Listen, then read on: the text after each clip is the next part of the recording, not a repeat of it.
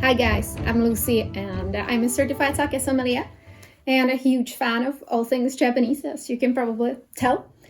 And yeah, I've decided to start a channel where I talk a little bit about sake. I tell you about different sakes, different breweries, answer questions that you might have. And I hope you find it fun and interesting. So I have quite a few years of experience working in restaurants, and there are two questions that guests ask that I find a little bit troublesome. The first one of them is, what is sake?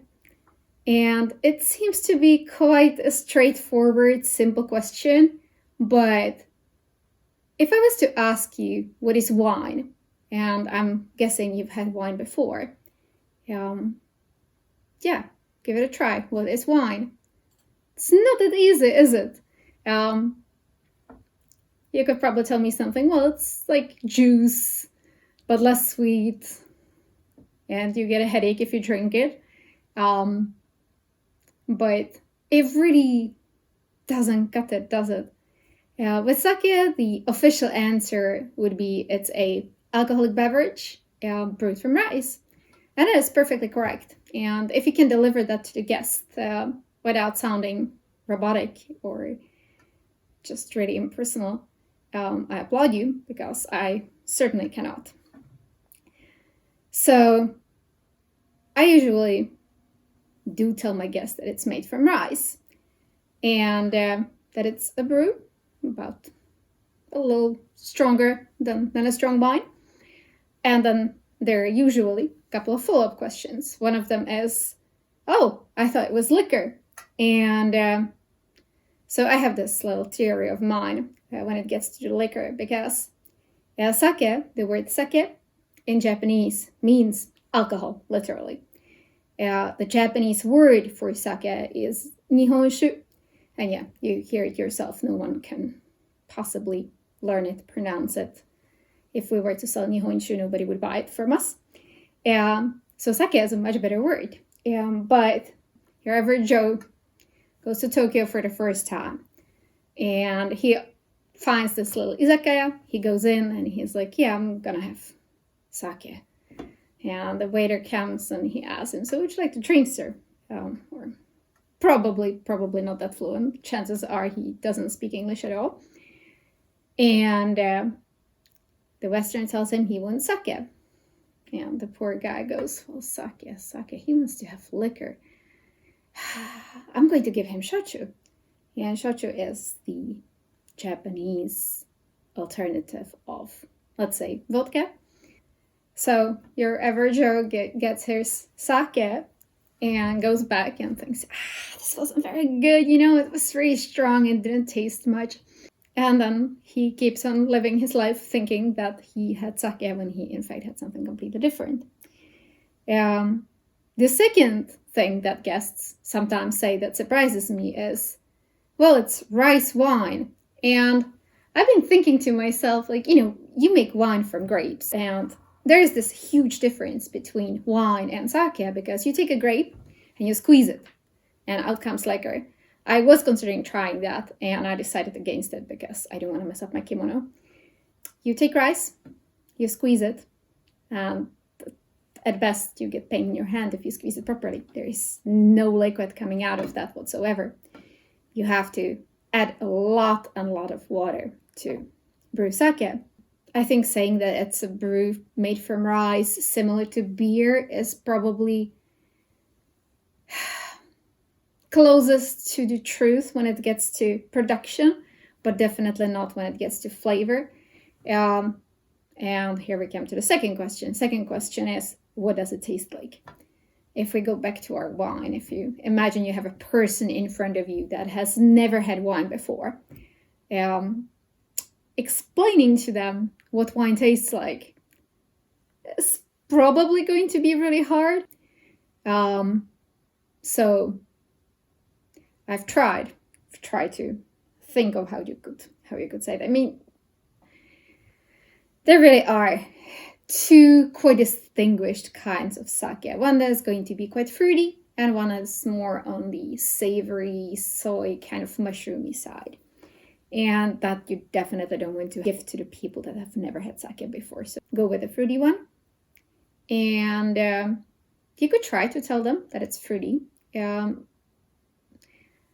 remember the first times I've had sake, I didn't think of it as a fruity drink in particular.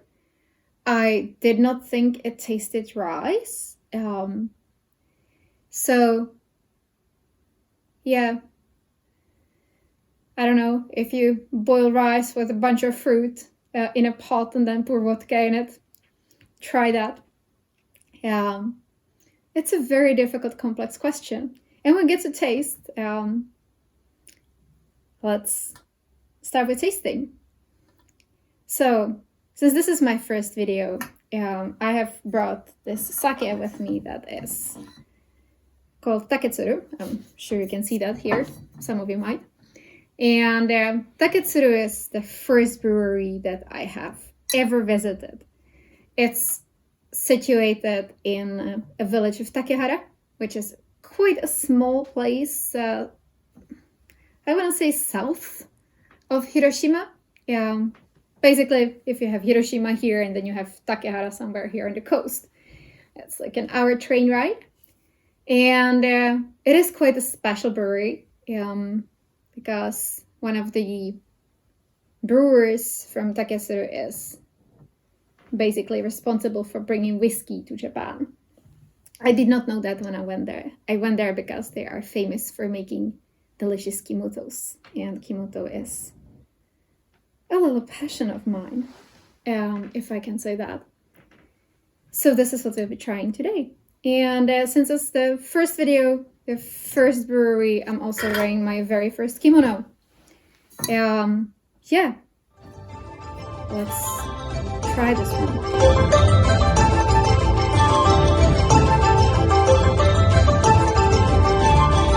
So yeah, you probably can see those. I don't know if you guys saw my Instagram, but I had this little cup to go with it, and I thought it was really cute with the bottle. So I wanted to prepare it, and I tried to wash it, and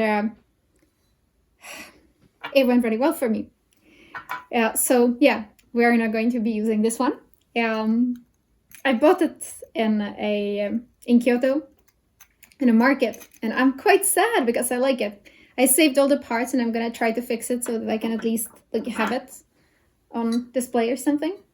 When I visited Taketsuru, one of the things we actually talked about with the brewers was scent, because they used this kind of sake cup. It's really flat, really open, and if you're a Westerner like me and you like drinking wine, drinking something from a flat cup is really strange because it means that the scent will disappear. Oh, this is so exciting.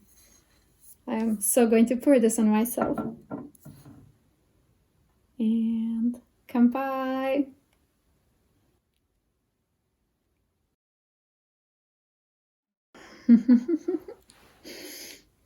So this is my happy face.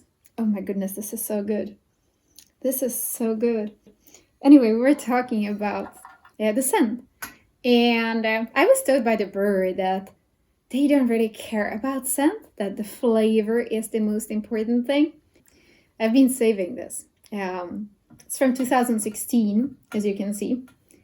And when I bought it, I asked the brewer how long I could store it, because he had kimoto that was 25 years old. And he told me I could store it for quite a while. I bought 2 bottles, and he looked at me and he was like, that being you, I don't think it's going to last so long. So I'm going to say I did pretty well still.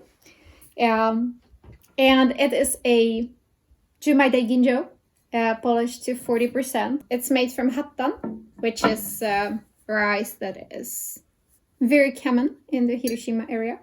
This is sake that you could easily heat up. Kimotos in general are quite good for being warmed. This really nice acidity. It's so strange to talk about sake when nobody else is drinking it with me.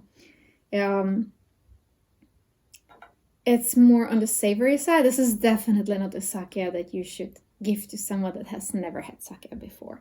What could you eat with that? Actually, so I really have this thing about pairing sake with Western food because, I mean, yeah, there is Asian food in Western world, but I also like to cook something that is really not Asian.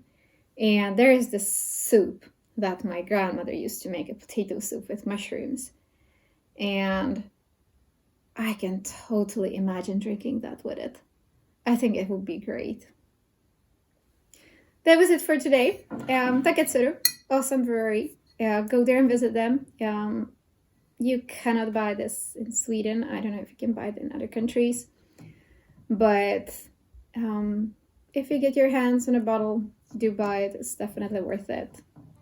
Thanks for watching. There is a subscribe button down there somewhere, I think, that direction. So hit that. Please like the video. If you have any questions, let me know. I'll be happy to answer any of your questions. Let's get some of this. Thank you very much for watching.